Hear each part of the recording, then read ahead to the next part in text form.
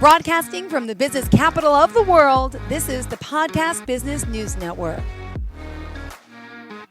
Welcome back to the show. Peggy Smith joining us. How are you today?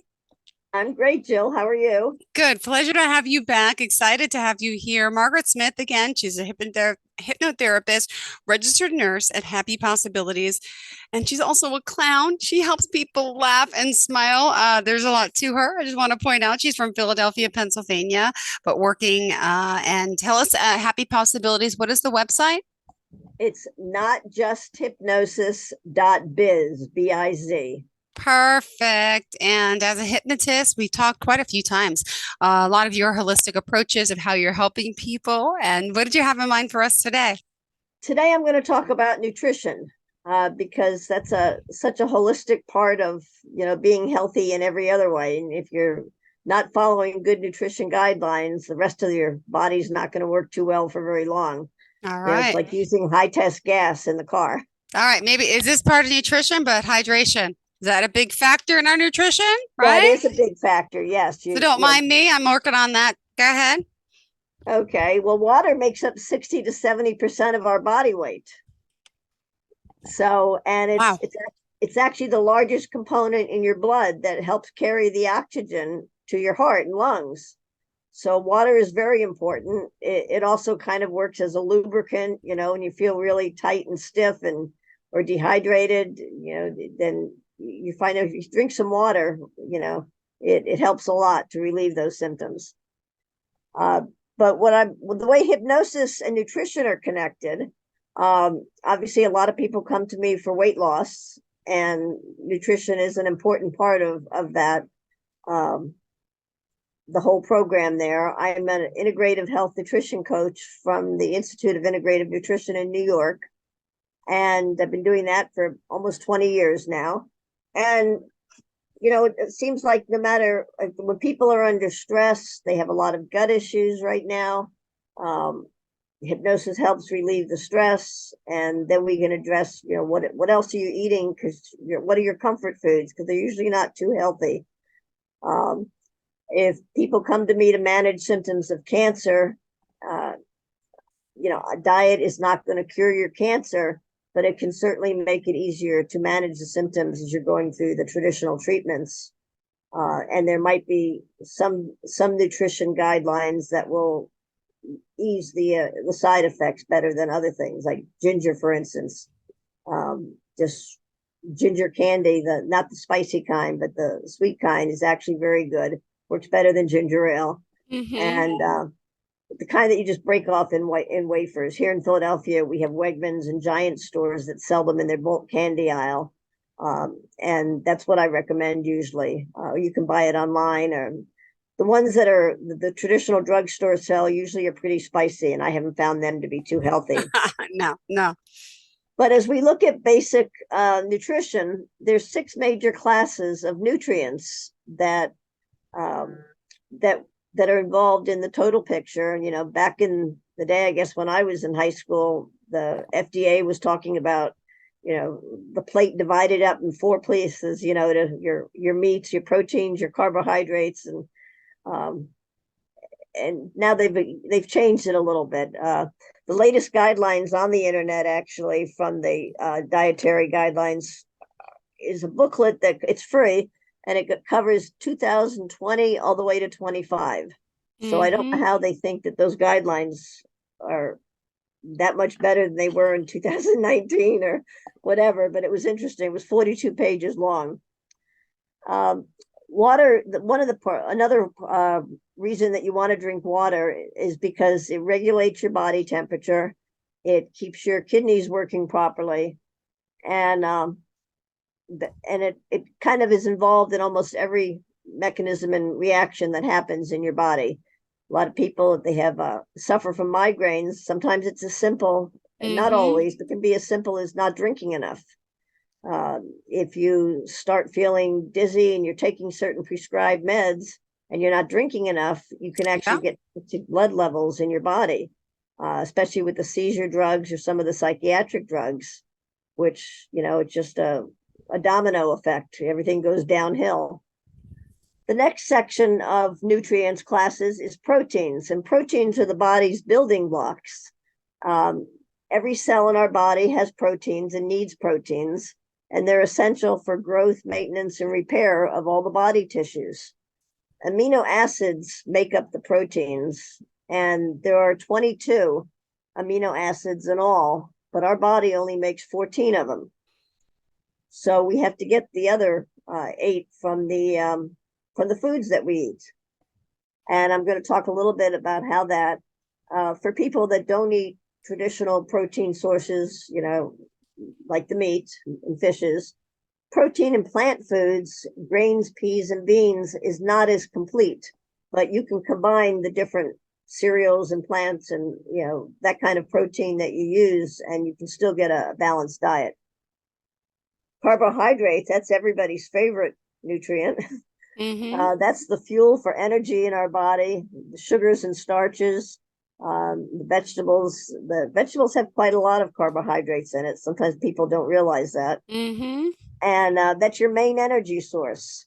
It also gives you fiber, and fiber is necessary to keep the plumbing working, and but it's the part of the food that you can't digest, so it passes through your body and adds bulk to the back end, and that's how it keeps the plumbing working. Fats are also used, helps the proteins and the carbohydrates work more efficiently. So, there's got to be a good reason for fat. We can't just discount that in our diet. They also carry the fat-soluble vitamins, and they protect your vital organs and have other important functions. The fats in your diet, though, is not the same kind of fat that's the extra fat that we carry around our waist in the adipose tissue. Vitamins are the organic substances that are essential for good health, but your body does not make vitamins. So you have to have vitamins, not necessarily with a multivitamin, although I do recommend a daily multivitamin. But you can get it in the foods that you eat, with one exception. If you have major bariatric surgery where they kind of rearrange your hormonal system in your gut, your body cannot absorb vitamins in the normal healthy diet. You still need to eat that healthy diet for other reasons, but you need to take vitamin supplements externally from the food that you eat. Otherwise, it can have some pretty disabling and detrimental effects and kind of cancel out the good that the surgery did if you went that route. So you can get, there's 2 types of vitamins. There's the fat-soluble ones, which are in our liver, and the others are water-soluble, but they usually go right through our body pretty quickly, especially if we're drinking as much water as we're supposed to be. We'll explain a little bit what some of the common vitamins do. Vitamin A, it helps your eyes adjust to dim light. It keeps your skin healthy. It keeps the mucous membranes, protecting them so they are less resistant to infections. And it also helps control bone growth. You can get vitamin A from liver. My mother-in-law, rest her soul, she used to love liver and onions. I've never been a fan of liver and onions, but I know it's very healthy. Very good for building red blood cells. If somebody is naturally or, for whatever reason, anemic, like pernicious anemia, liver is actually a very good source to help correct that. Whole milk, some cheeses, egg yolk, and dark leafy green vegetables. Some of the yellow fruits and vegetables are also good for vitamin A. And butter and cream is good for vitamin A. We all like our butter. Vitamin D is, what fortifies a lot of our dairy products. And that helps your body use calcium and phosphorus to build your bones and teeth. It's important for growing children and for pregnant and lactating mothers. And of course, sunlight with protection, of course, and people didn't do that back in the day. And fortified milk is a good source of the vitamin D. Vitamin E, it helps keep your red blood cells intact. But if you're going to have surgery, your doctor will often tell you to stop your vitamin E before surgery, because it could lead you to some unexpected bleeding complications in surgery. So you usually have to stop a couple days before surgery. And that's why your doctor's telling you to do that. It's an antioxidant, and it protects vitamin A from rusting, oxidation. So it helps the vitamin A. They all work together, one big happy family. And good sources of vitamin E are soybean, corn, and cottonseed oils. It's also added to a lot of foods if we start learning how to read labels. Vitamin K is necessary for most people for clotting blood. But if you're on a blood thinner like Coumadin, Eliquis, or the other one too, it's escaping my mind for a minute, you have to talk to your doctor before you have too much vitamin K, because you'll kind of negate the purpose that you're on the blood thinners for. If you had a stroke or heart surgery, valve surgery, and they want you on the blood thinners for whatever reason, they'll tell you to avoid green leafy vegetables and anything that's high in vitamin K. Hemophiliac people usually, they're missing a clotting factor. And vitamin K, I think, is a large part of what they're missing, besides the genetic issues that they have. But the sources to avoid if you're on the blood thinners, or to eat if you're trying to build up, and control your blood, would be green leafy vegetables like spinach, cabbage, and liver. And it's made in your intestinal tract by bacteria. So there is a lot of good bacteria in our gut, which is why we take pro and prebiotics. That's a different discussion, though.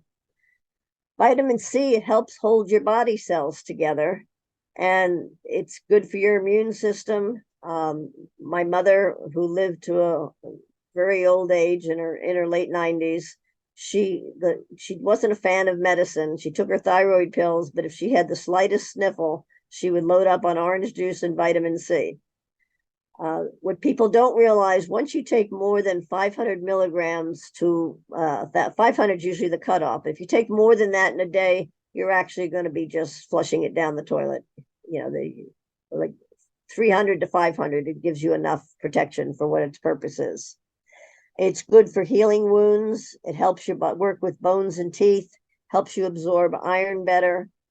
And citrus fruits, tomatoes, strawberries, cabbage, cantaloupe, broccoli, and potatoes. Actually, potatoes have vitamin C.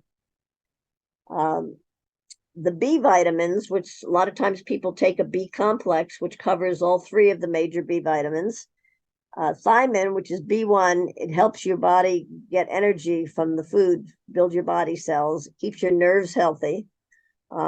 Sometimes you get cramps in your legs, things like that. You might be short on vitamin B. You might be exhausted all the time. A good B complex gives you the energy you need. It also promotes a good appetite and good digestion. And sources for that would be pork and liver or other organ meats, wheat germ, whole grain, enriched cereals, soybeans, peanuts, milk, and other legumes.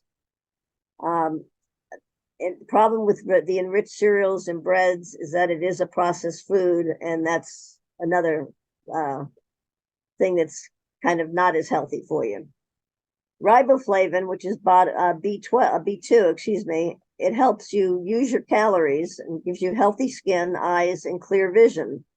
And again, it comes from your milk, organ meats, and the enriched breads.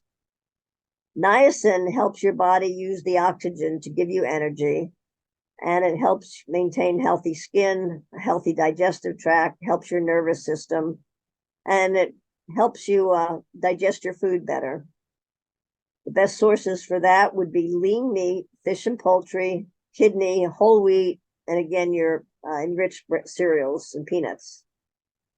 Minerals, like vitamins, we only need a small amount, but it's used mainly to build your bones and teeth and to help in different chemical reactions that your body has. Calcium is one of the most important minerals. It helps with clotting of the blood, building your bones and teeth again, and just promotes proper functioning of nerves in your heart and muscle. That's why sometimes people on heart medicine, they're on a calcium channel blocker, because that's what's necessary to have whatever is wrong with their heart working properly.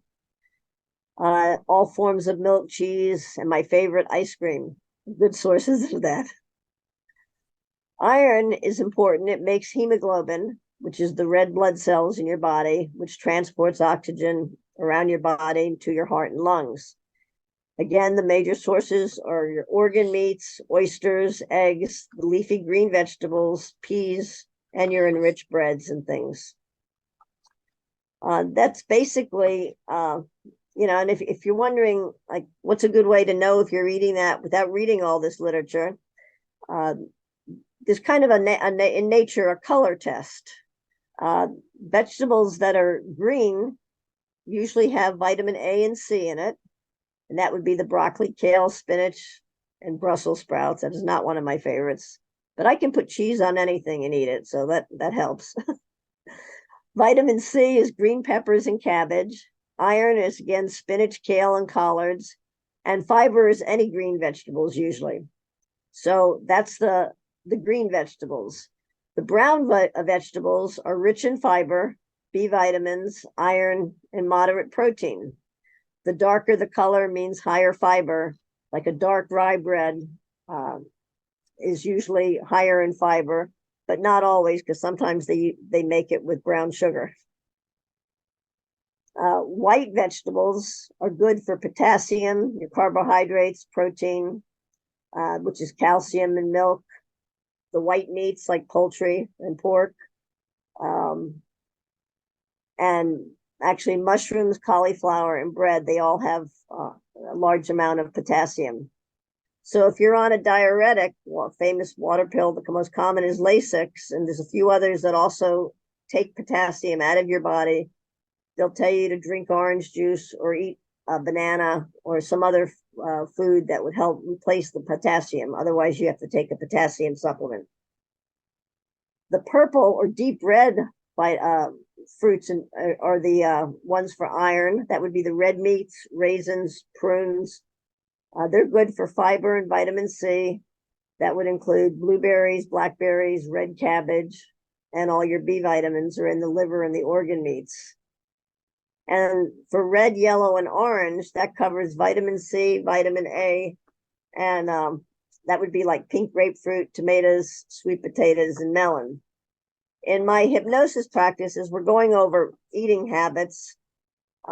People with diverticulitis obviously have to find modified ways of getting some of these vitamins, because tomatoes usually don't work because of the seeds. A lot of other fruits that have seeds are also not very helpful. A lot of our gut problems are because we're killing off the good bacteria.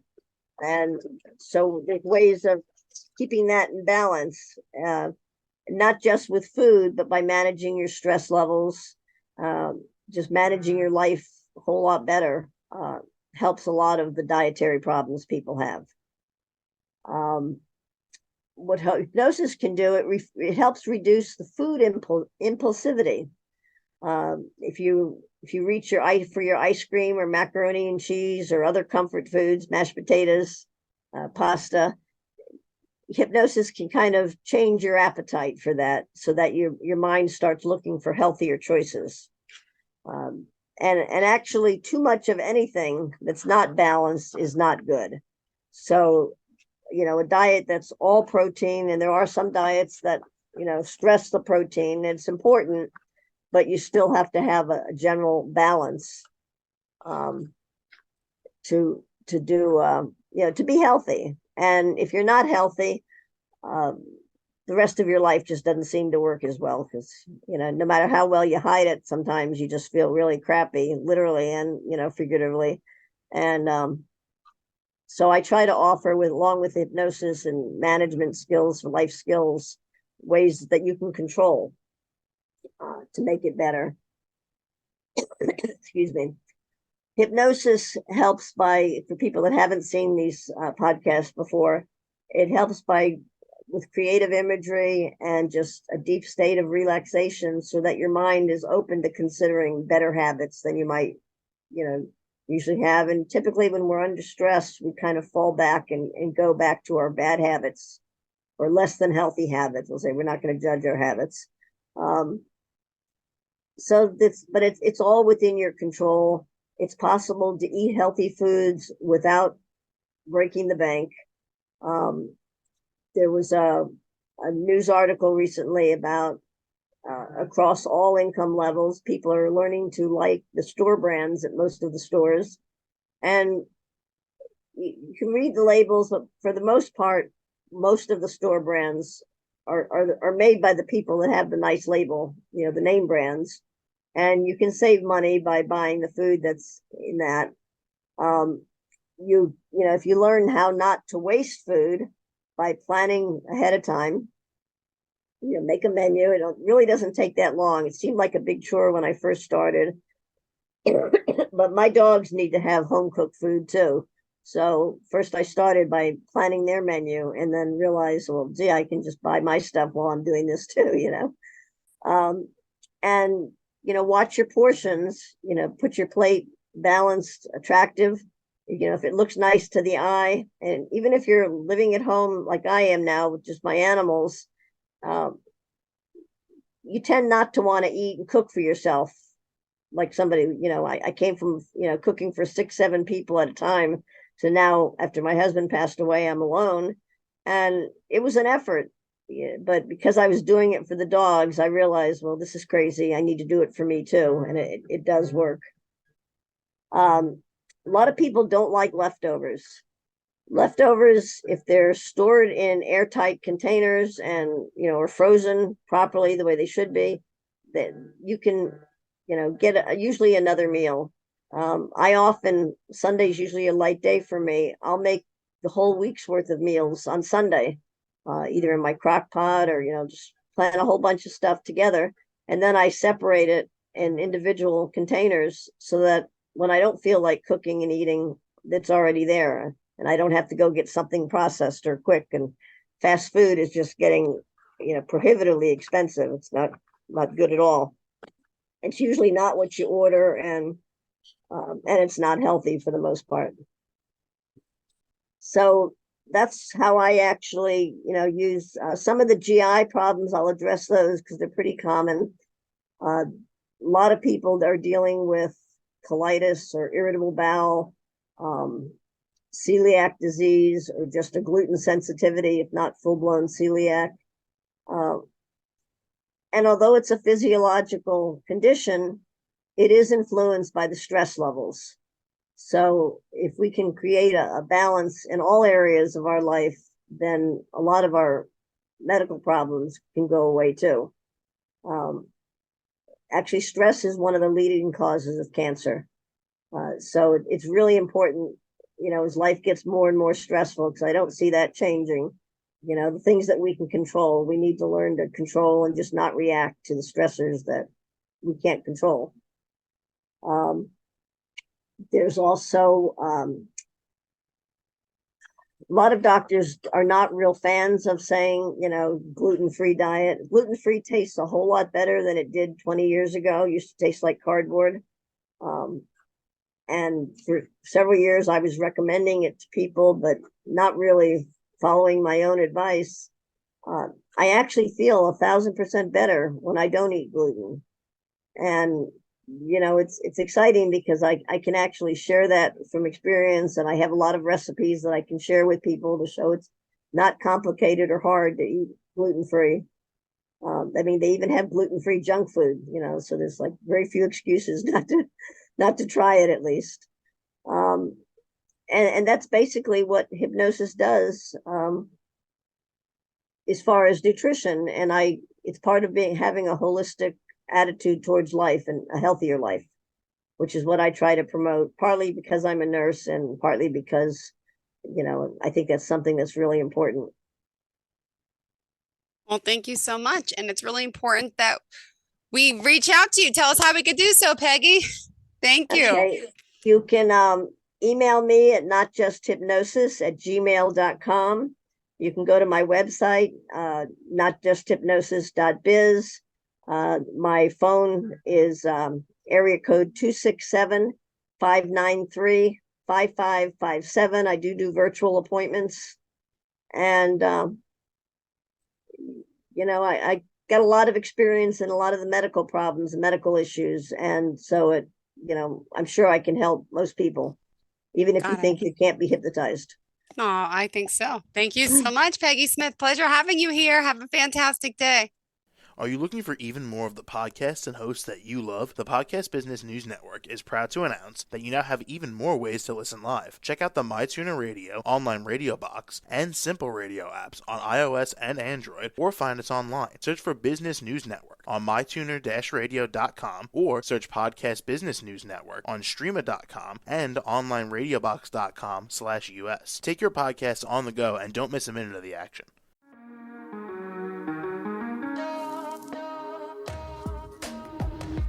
Broadcasting from the business capital of the world, this is the Podcast Business News Network.